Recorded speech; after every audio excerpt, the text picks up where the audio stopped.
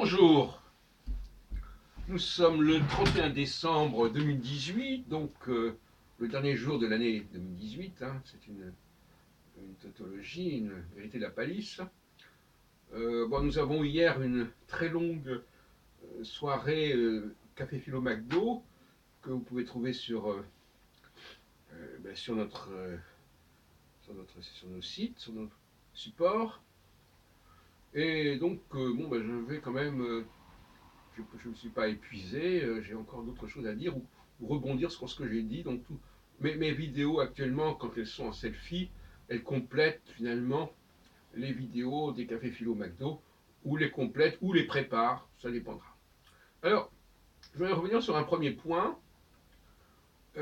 qui est la question de l'élection. Le principe de, ou bien on élit les gens, ou bien leur présence s'impose de par leur légitimité historique. C'est ce qui distingue d'ailleurs la monarchie, qui a une légitimité historique, plus ou moins discutable d'ailleurs, et le Premier ministre, qui a une légitimité électorale. Et il faut qu'il y ait les deux. Le problème de la France, c'est qu'on n'a pas les deux, sauf si on élit, sauf si on prend comme président public quelqu'un qui appartient à une dynastie. C'est un peu ce qui s'est passé en 1848, bien que cette dynastie bonapartiste ait été assez récente. Enfin, on a quand même élu un président public, dans le cadre de la Seconde République, qui avait une légitimité historique, puisqu'il était le neveu de Napoléon Bonaparte, le Grand. Et à mon avis, c'est comme ça que ça devrait fonctionner. On retrouve ça d'ailleurs dans la Bible, puisque quand les, quand les Hébreux, les Israélites demandèrent un roi, Samuel fut chargé par Dieu, on dit, comme ça qu'on dit les choses, d'aller voir les fils de Jessé et de choisir parmi ces fils de Jessé le bon roi, et c'était David, en fait, le dernier, je crois, le dernier enfant. Donc c'est toujours la même idée.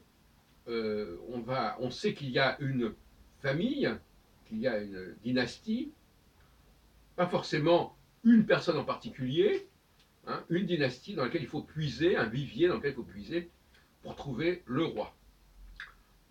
C'est toujours comme ça que ça se passe d'ailleurs, notamment en Arabie Saoudite. C'est pas forcément le premier-né qui va gouverner, etc.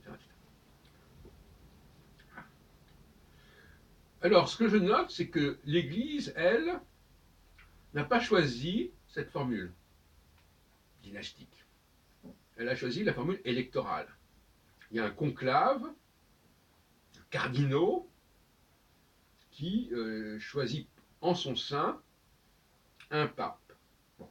Donc, on est dans la dynamique que j'appelle dans mon langage, dans mon jargon, une dynamique jupitérienne, celle de l'élection, en opposition à la dynamique saturnienne, celle de la dynastie. Donc il faut quand même remarquer cela, c'est-à-dire que quelque part, l'Église prévoit en quelque sorte que face au pape, il y ait le roi. Le roi qui lui-même doit avoir une légitimité d'un tout autre ordre.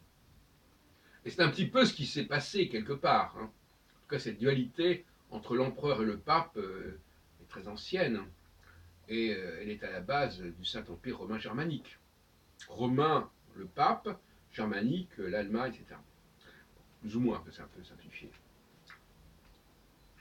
Même si l'empereur était lui-même élu par les grands électeurs. Mais il s'est constitué progressivement une dynastie tout de même, quelque part. Et cette formule électorale, de toute façon, la conception qu'on a aujourd'hui des rois, j'en ai parlé longuement dans ce café philo McDo d'hier soir, de cette nuit, je dirais même presque, eh bien, cette idée-là, elle n'est pas très claire, parce que à l'origine de certaines dynasties, il y a évidemment une forme d'élection, bon. Même si après la dynastie s'est perpétuée. ce qui est quand même important. C'est ça qui incarne la verticalité. Bon. Cela dit, comme je l'ai dit, normalement, ce sont les Juifs qui sont les tenants de la légitimité monarchique. C'est parmi les Juifs qu'il faudrait choisir des monarques aujourd'hui. Et ça s'inscrit tout à fait en vis-à-vis de l'élection par ailleurs. Donc le pouvoir doit être bicéphale, d'une part une légitimité historique, d'autre part une légitimité électorale, parlementaire. Et la France n'a pas tout à fait cela, sauf si, par hasard, on élisait à la présidence de la République quelqu'un qui aurait qui appartenait vraiment à une dynastie, et surtout, il faut que cette dynastie soit dotée de capacités. Alors là, je reviens sur le fait que les Juifs, depuis quelques siècles, ont des capacités remarquables, ont développé des capacités remarquables. C'est comme ça qu'il faut. On ne peut pas prendre un roi qui n'a pas de capacité. Donc finalement, il faut faire attention parce qu'on prend des rois qui n'ont ni une véritable légitimité dynastique, ni une véritable compétence et capacité intellectuelle. Donc c'est comme un double problème, qui déconsidère évidemment la monarchie. Mais la vraie monarchie, il faut puiser dans un ensemble de personnes qui ont de vraies compétences, de vraies capacités, et qui en plus ont une dynastie, relèvent d'une dynastie judéenne, je dirais, d'une certaine manière.